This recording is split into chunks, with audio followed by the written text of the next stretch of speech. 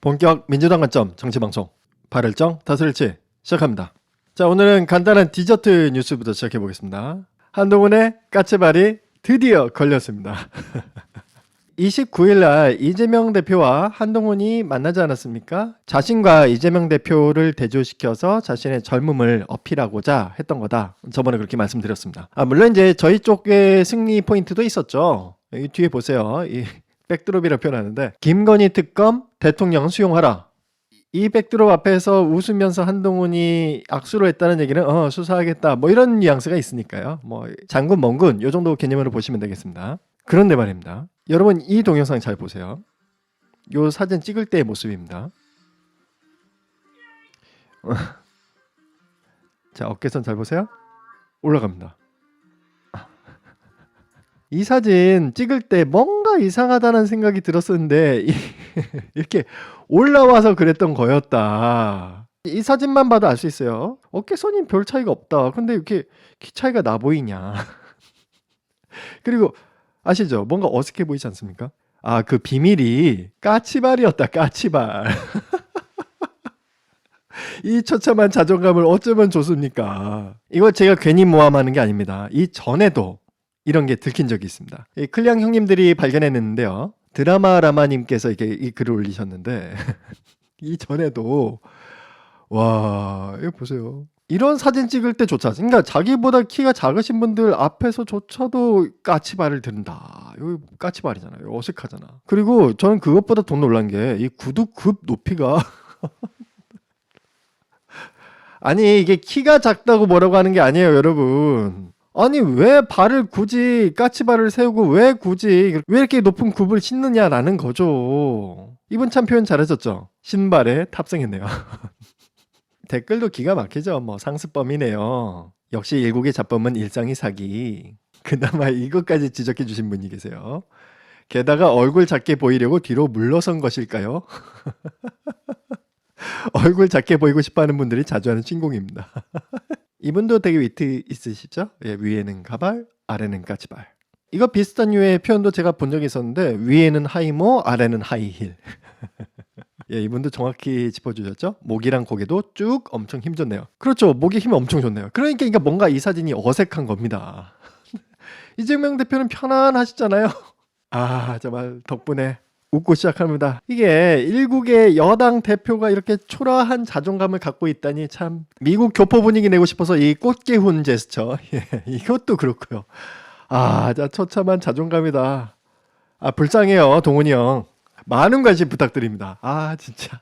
자, 다음 뉴스입니다. 이제 재밌는 뉴스 봤으니 좀 이제 진지한 뉴스로. 근데 이 진지한 뉴스도 굉장히 재밌습니다. 한번 보세요. 한동훈 비대위 검증 실패, 민경우 사태로 시작부터 삐걱. 경우 없는 민경우, 제가 방송해드린 민경우 말이죠. 이 양반 정말 노인분들한테 빨리빨리 돌아가셔야 된다라는 망언을 한 것보다 오히려 저는 그게 더 꽂히던데요. 친일, 식민사관, 제대로 더라고요. 자신의 대한연대 유튜브에서 일본이 임진왜란 이후에 한때 한반도나 대륙을 경영하려는 거대한 구상을 생각하면서 일본의 청년들이 적극적으로 진출했던 게 있다. 반도를 일본이 그렇게 신경 써줬다.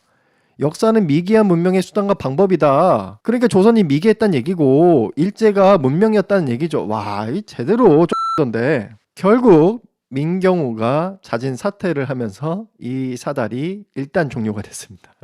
안심합니다. 안심해. 이게 근본적으로 여기도 나와 있지만 검증 실패예요. 한동훈은 FBI 인사기법을 가져왔다면서요. 그런데 왜 이렇게 하다같이 이런 쓰레기들만 고르는지. 근데 여러분 이 사달이 여기서 끝나지 않았습니다. 박은식이란 폭탄도 있어요. 이제 다음 사태 2호가 되겠죠. 이렇게 생긴 의사인데 일개 내과 전문의가 어떻게 비대위원이 됐나 갑자기 난데없이 다 이유가 있죠. 홍범도 장군을 까고 이 자리로 치고 올라온 겁니다. 육사 앞에 설치된 동상은 적어도 우리 대한민국의 가치 그리고 대한민국의 최위협인 북한으로부터 지켜내는 그런 가치를 충실히 하는 인물을 내세워야 한다고 생각합니다. 그런 게 아니면 인물을 앞에 세울 필요도 없다고 생각하고요 라고 홍범도 동상을 맹디스를 한 사람이죠. 이쯤 돼야 국짐의 비대위를 할 수 있겠죠. 그런데 이제 이거보다 더 심각한 발언들이 있었어요. 전쟁 치면 매일 집단 기억 벌어지는데 이게 어디서 나온 얘기냐면 자신의 SNS에 이런 글을 올리면서요. 페미니즘 얘기가 나온 겁니다. 그러면서 이제 별 중요하지도 않은 이슈라고 비판하면서 이 박은식이 이렇게 얘기를 합니다. 페미니즘? 전쟁에 지면 집단 기억이 매일같이 벌어지는데 페미니즘이 뭔 의미가 있는데, 군 가산점? 위헌? 나라 망하면 헌법이 무슨 의미가 있는데, 인권? 김정은 모시면서 중국에 조공바치던 시대로 돌아가면 인권이란 게 존재할 것 같나? 라는 망언에 그건에 뭐 이런 쓰레기 같은 얘기들을 했어요. 유튜브 영상 때문에 지금 이걸 차마 이렇게 발음을 해드리지는 않습니다만, 뭐 인권이고 페미니즘이고 뭐고 아무 의미 없다는 얘기예요. 정말 무식한 의사 그대로다. 그러면서 다른 글에서는 이런 얘기를 합니다. 결혼과 출산의 주된 결정권자는 남자다. 저출산 정책 패러다임을 바꿨으면 좋겠다. 아니 여자가 무슨 애 낳는 기계입니까? 진짜. 박은식 어머니는 애 낳는 기계였습니까? 너는 그래서 태어났습니까? 너희 아버지가 그냥 막 낳아서? 요즘 출산율 0.5명입니다. 국제문 역시 이런 거 아무 상관이 없어요. 2072년에 3,600만 명을 쫄아들어도 이 당은 전혀 상관없단 말입니다. 그러니까 이런 개같은 소리를 하지. 여성분들한테 사정해서 좀 애 좀 낳아달라고 해도 모자랄 마당에 결혼과 출산의 주된 결정권자가 남자라고요? 나 진짜. 역시 국민의힘은 대한민국을 망하게 하는 게 목적이 아닌가라는 생각이 듭니다. 자, 이런 박은식 누가 뽑았습니까? 역시 또 한동훈입니다. FBI 최신 인사기법을 가지고 항상 이런 쓰레기들만 골라내는 기가 막힌 능력을 갖고 있다. 당연히 민주당은 이에 대해서 맹비난을 쏟아부었습니다. 민주당의 박성준 대변인은 국회 브리핑에서 한 비대위원장이 구성한 비대위의 면면이 참 가관이다. 혁신도 국민도 없다.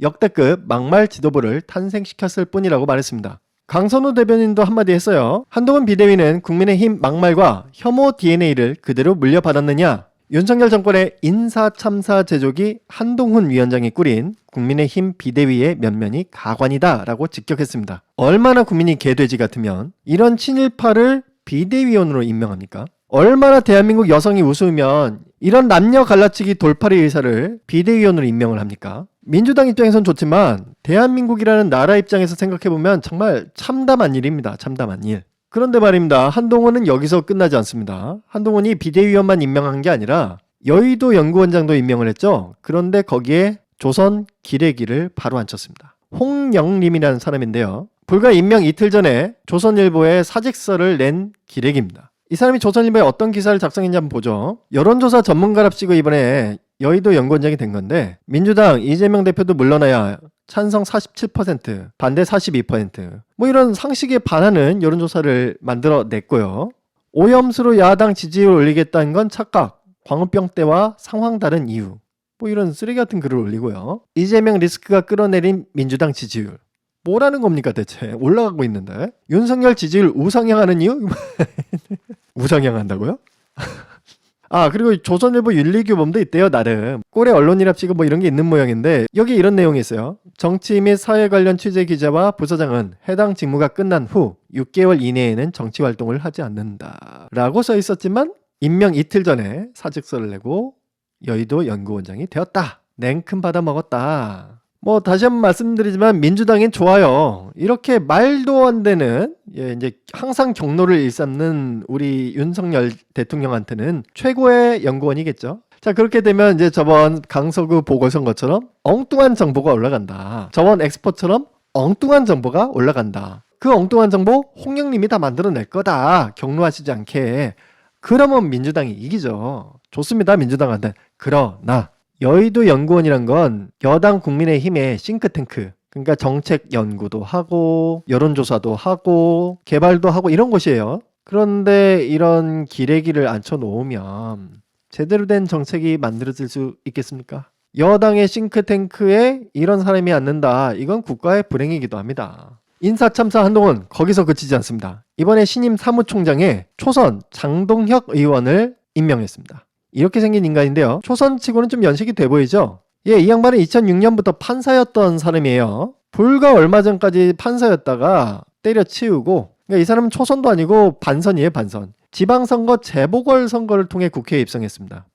검사만 뽑기는 좀 그랬던 모양이에요. 그래서 이제 이번엔 판사를 데려왔는데, 여러분 생각해보세요. 이 사무총장이란 자리가 굉장히 중요한 자리거든요. 최소 3선에서 4선 정도 되는 중진이 해야 국회가 어떻게 돌아가는지를 알아야 각 계파 간의 이익을 조정하기도 하고, 특히 요즘처럼 공천에 민감한 때 조정을 해줄 수 있을 거 아닙니까? 다독이기도 하고. 그런데 이 중요한 자리에 초선을 안 친다고요? 자, 이 얘기는 뭡니까? 윤석열 아바타의 역할을 충실히 하겠다란 얘기죠. 당대표도 정치 경험 없고 이제 정치 경험 1, 2년밖에 안 되는 사무총장을 써서 충실히 따까리 노릇 지키겠다. 다시 한번 말씀드리지만 민주당 입장에서는 좋습니다. 공천에서 나가리가 될 영남 의원들, 전에 이런 얘기 한 적 있잖아요. 우리를 수도권 내보내면 무소속 출마해서 영남을 피바다로 만들겠다. 이런 초짜 따까리를 사무총장으로 안 치면 사무총장으로서 중재를 할 수가 없는 겁니다. 이거는 영남 피바다가 거의 확정적이다. 민주당 입장에선 좋다. 하지만 대한민국은 저 무능한 윤석열의 소나기에서 계속 놀아나게 된다. 대한민국이 불쌍합니다. 대한민국이 울고 있습니다. 하루빨리 윤석열을 탄핵시켜서 울고 있는 조국 대한민국을 구합시다.